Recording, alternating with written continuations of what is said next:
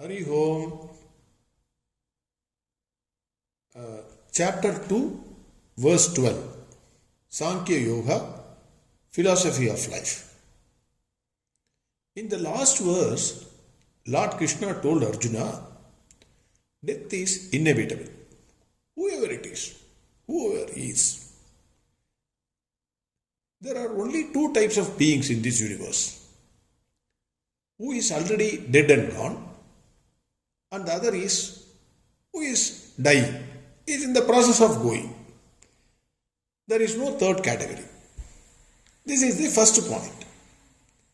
Second one, Lord Krishna indirectly teaches us that the problems of life should not be dealt with emotionally, but it should be dealt with intellectually.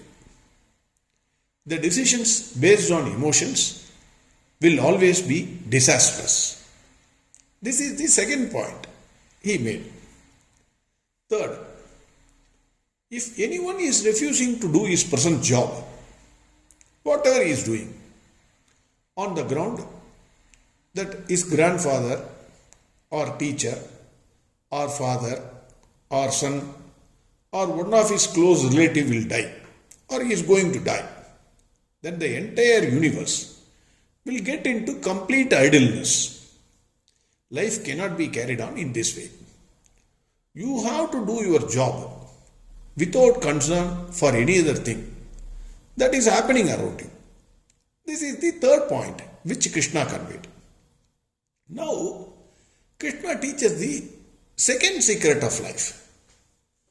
Natvevagam jatu nasam natvam neme janadipaha nachaiva na bhavishyamaha sarve vayamatah param.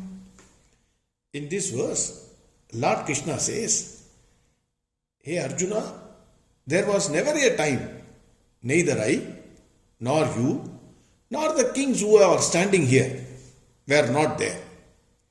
Nor will there be a time when we will not be there. Lord Krishna declares that none of them will cease to exist in future, even after their death in this war. The meaning of this verse is that the physical bodies may die, but the life principle will be there forever.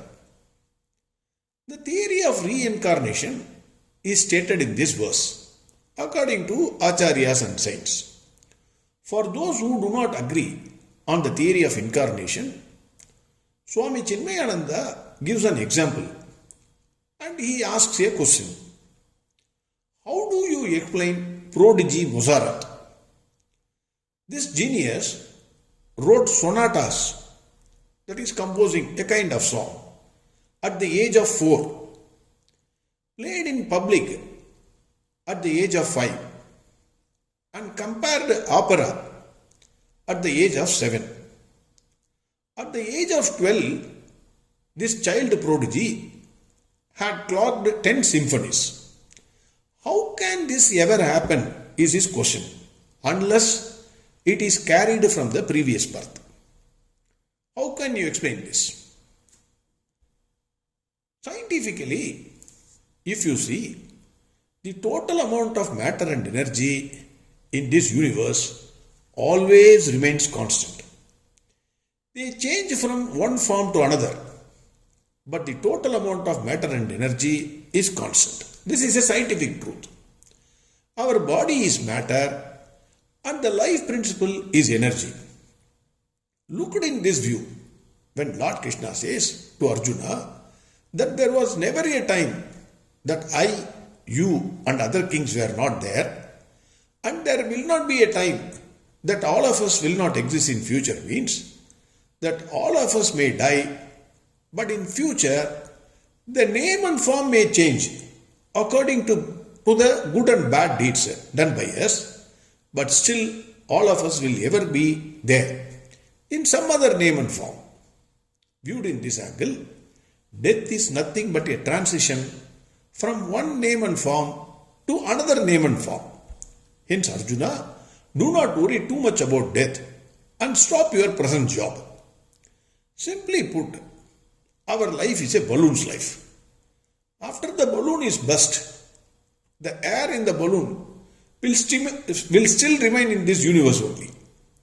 The balloon has lost its breath. That is the life. What Krishna further says on grief, we will see tomorrow. Hariho, Sarvam Krishnarpanastu. Narayana, Narayana, Narayana, Narayana, Narayana, Narayana.